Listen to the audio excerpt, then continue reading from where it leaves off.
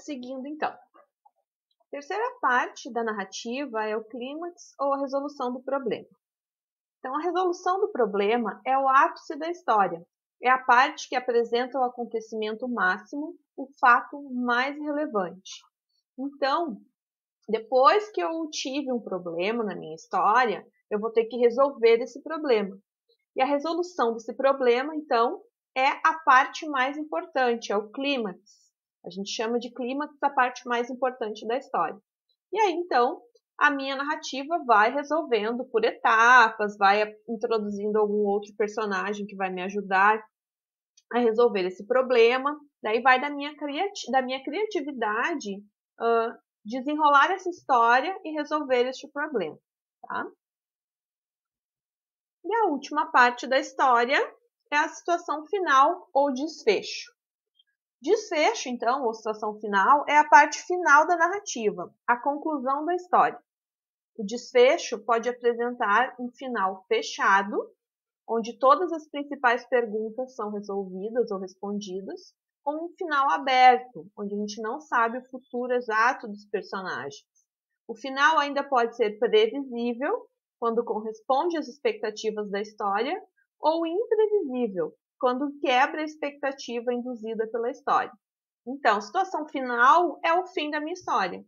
Como é que termina a história da Chapeuzinho, quando o caçador tira lá a vovó da barriga do lobo, e aí ela sobrevive e fica de novo com a sua neta. Essa é a final da história do Chapeuzinho, tá? Então, esse final, ele pode ser fechado, então eu tenho como saber como cada um dos personagens terminou, ou não. Na minha história, eu posso não explicar o final de todos os personagens, né?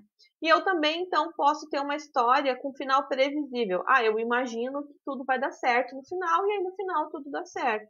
Ou pode ter um final completamente imprevisível. A gente imagina que eles casaram e foram felizes para sempre, mas na minha história eu vou inventar uma outra situação, uma tragédia, uma separação, ou um final engraçado, que seja bem diferente do final normalmente imaginado. Aqui eu trouxe para vocês algumas dicas, tá?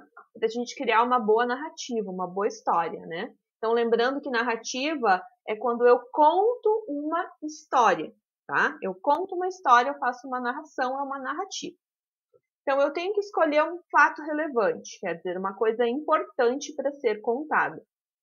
Eu vou escolher o tipo de narrador.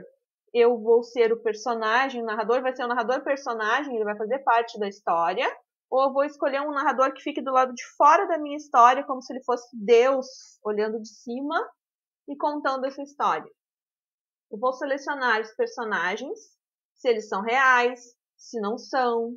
Vou analisar as prioridades em relação aos fatos. Então, o que é mais importante ser contado? Eu vou analisar as características do tempo e do lugar que são importantes. O que é mais importante eu falar sobre a época? O que é mais importante eu falar sobre o lugar? Selecione as informações que você quer contar, né?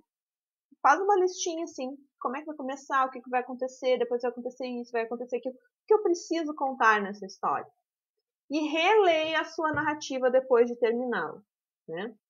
Faz toda a história e quando você terminar de fazer a sua história, você relê tudo para ver se ela tem sentido. Se os personagens que aparecem no começo, se tem um desfecho para eles, né? Se eles têm importância na história, né? Os personagens secundários, por que eles aparecem na história. Tudo tem que ter um motivo. A minha história ela tem que ter uma linha que tenha sentido, tá? Vamos reler depois, com calma, novamente esses slides e se preparar para a aula da professora Leandra na quinta-feira, tá bom? Então tá, boa semana para vocês.